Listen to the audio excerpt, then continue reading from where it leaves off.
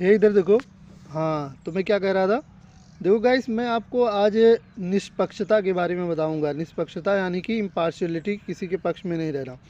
तो सबसे पहली बात तो आप ये जानिए कि अगर किसी भी देश के अंदर, किसी भी निकाय के अंदर जब अच्छाई और बुराई की मात्रा समान होती है तो उसमें नियंत्रण या उसमें संतुलन बनाए रखने के लिए निष्पक्षता की आवश्यकता होती है।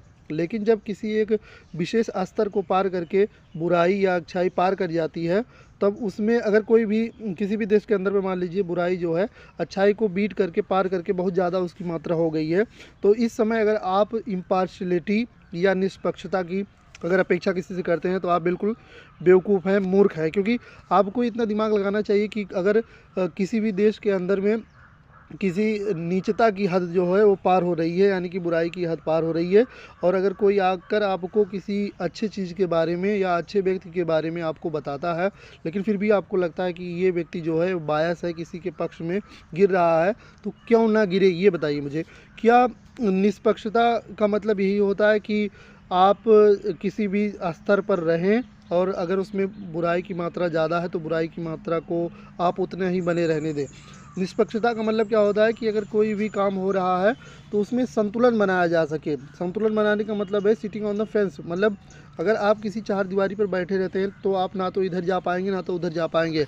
इसका मतलब यह हुआ कि आपने कुछ किया ही नहीं, लेकिन आपको क्या है, बहुत ज़्यादा आवश्यकता है करने की, क्योंकि यहाँ पर जो है वो बुराई की मात्रा बढ़ रही है, भ्रष्टाचार बढ़ रहा है, अपराध बढ़ रहे हैं। जैसे हमारे देश में देख लीजिए, अगर कोई भी बात करता है किसी भी पार्टी को लेकर या किसी भी निकाय को लेकर तो उसको बहुत ज़्यादा ट्रोल किया जाता है। क्यों? तो क्यों ट्रोल करते हो आप? आपके पास इसका कोई हक नहीं है कि आप किसी को ट्रोल करो।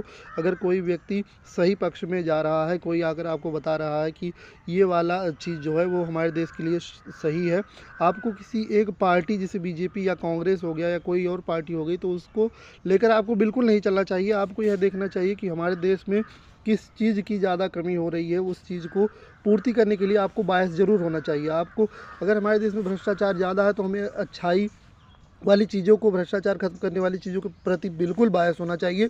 बिल्कुल हमें उसकी तरफ झुकाव होना चाहिए, और ऐसा क्यों ना करें, हम उसकी तरफ ज़रूर झुकेंगे। अगर आपको ये बुरा लग रहा हो तो आपको इसको बदलने की ज़रूरत है, आपको अपनी सोच बदलने की ज़रूरत है। बायसनेस बहुत ज़रूरी है, क्योंकि अगर आप किसी एक स्थान पर बैठे रहते हैं, अगर मैं कुछ बोलूँ ही ना तो उसका कोई भी प्रभाव पड़ने वाला नहीं है। और दोनों पक्ष में बोलने का मतलब यही होता है। तो किसी एक पक्ष में जो सही हो उसके प्रति हमें हमेशा बायस होना चाहिए, हमेशा उसकी तरफ हमारा झुकाव होना चाहिए।